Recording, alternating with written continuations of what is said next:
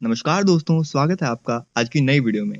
और आज की वीडियो में हम डिस्कस करने वाले हैं पीओके यानी पाकिस्तान ऑक्यूपाइड कश्मीर, जिसे हम हिंदी में पाक अधिकृत कश्मीर के नाम से भी जानते हैं। और आज हम इसके पीछे की सारी कहानी जानने वाले हैं और इससे जुड़े बहुत से अमेजिंग फैक्ट्स भी जानेंगे। तो वीडियो को एंड तक देखना। तो वीडियो शुरू करने से पहले हम अपनी भारत माता को थैंक्स बोल देते हैं। तो सभी मेरे साथ बोलेंगे, भारत माता की जय। तो चलिए अब शुरू करते हैं। तो सबसे पहले जान लेते हैं कि पाक अधिकृत कश्मीर पीओके होता क्या है, इसका क्या मतलब है।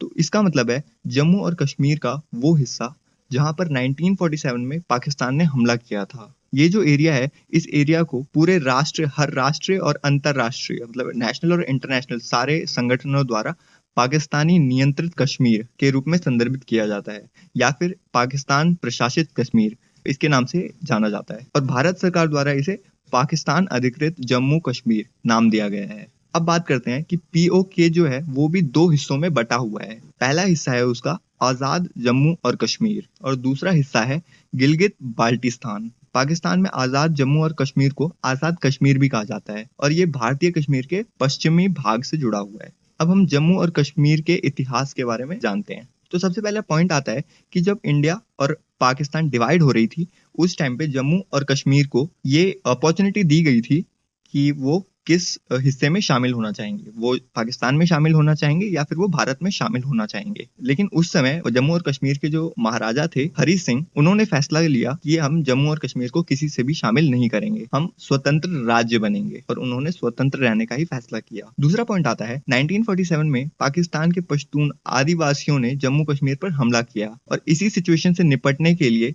वहां के जो महाराजा थे हरि सिंह, उन्होंने भारतीय गवर्नर जनरल माउंटबेटन से सैन्य मदद मांगी। और माउंटबेटन ने इस चीज का फायदा उठाते हुए महाराजा हरि सिंह को भारत में शामिल होने की सलाह दी अपने सैनिकों को भेजने से पहले। इसके बाद वहां के जो महाराजा थे हरि सिंह, उन्होंने 26 अक्टूबर 1947 को जम्मू के अमर पैलेस में विलय पत्र यानी एग्रीमेंट साइन किया था, जिसे भारत के जो लास्ट गवर्नर थे जनरल लॉर्ड माउंटबेटन 27 अक्टूबर को एक्सेप्ट किया था। और ये है वो एग्रीमेंट, देख सकते हैं आप, यही एग्रीमेंट है जो कि लॉर्ड माउंटबेटन ने एक्सेप्ट किया था महाराजा हरि सिंह के द्वारा। तो चलिए अब आगे देखते हैं। और जब यही सब चल रहा था और उसी के बीच भारत और पाकिस्तान में 22 अक्टूबर 1947 से 5 जनवरी 1948 मतलब 1 साल 2 महीने और 2 हफ्तों तक युद्ध चला। पूरे राष्ट्र की मध्यस्थता से युद्ध विराम हुआ और युद्ध विराम रेखा की स्थापना हुई, जिसे हम लाइन ऑफ कंट्रोल भी कहते हैं। और ये आर्टिकल वही हमें दिखाता है, द प्रिंट का ये आर्टिकल है जहाँ पे हमें लिखा है Nehru going to UN on Kashmir was an error and he knew it. ये पूरा आर्टिकल है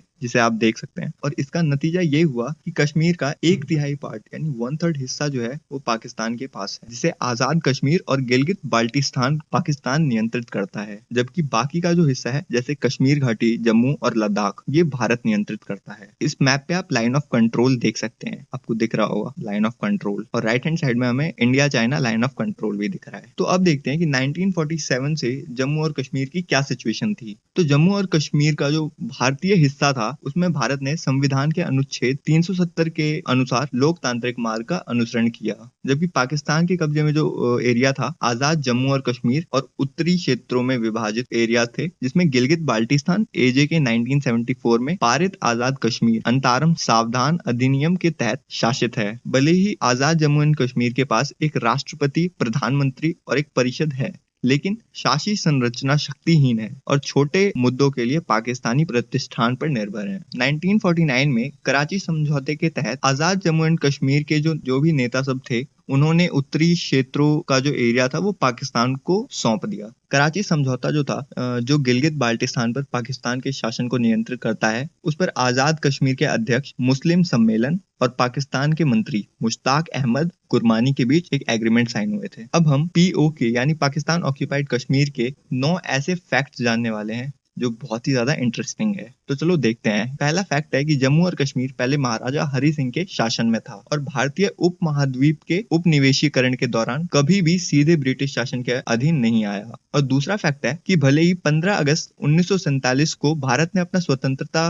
का जश्न मनाया था, लेकिन महाराजा हरि सिंह ने 26 अक्टूबर 1947 को ही भारतीय संघ में शामिल होने के लिए सहमत हुए थे। तीसरा फैक्ट है कि विलय दिवस जब महाराजा हरि सिंह ने एग्रीमेंट साइन किया था हमारे गवर्नर जनरल के साथ, वो दिन जम्मू और कश्मीर में सेलिब्रेट किया जाता है और उसे एक छुट्टी वाला दिन माना जाता है और 26 अक्टूबर को मनाया जाता है। इसके बारे में तो हमने पीछे पढ़ा था कि जब महाराजा हरि सिंह ने भारत में जम्मू के अमर पैलेस में विलय के साधन पर हस्ताक्षर किए थे। समझौते ने जम्मू कश्मीर की पूर्व स्वतंत्र रियासत को भारत संघ में शामिल कर लिया। लेकिन ये जम्मू और कश्मीर और भारत के जो शामिल होने वाली तारीख थी उस पे भी बहुत सी बातें हुई, मतलब उस पे भी बहुत सारी बहस छिड़ी, जहां भारतीय इतिहासकार प्रेम शंकर झा ने ये बात कही थी कि 25 अक्टूबर को परिग्रहण दस्तावेज पर हस्ताक्षर किए गए थे। लेकिन वहीं ब्रिटिश शोधकर्ता एंड्रयू व्हाइटहेड ने बताया ये एक दिन बाद हुआ था, तो इस पर भी बहुत सी बहस हुई थी। अगला है कि कश्मीर के जो अलगाववादी लोग हैं वो विलय दिवस को काला दिवस के रूप में मनाते हैं। और अगला फैक्ट है कि 27 अक्टूबर की सुबह जो थी वो भारतीय सेना की पहली सिख बटालियन को श्रीनगर में उतारा गया, जहां पर उन्होंने पठान आक्रमण का विरोध किया और ऑफिशियली भारत में कश्मीर के प्रवेश को पूरा किया। 7th पॉइंट है कि आजाद कश्मीर जो है वो खुद को एक स्वशासी विधानसभा होने का दावा करता है, जबकि ये वेल नोन है कि ये पाकिस्तान के नियंत्रण में। उस राज्य के वर्तमान राष्ट्रपति हैं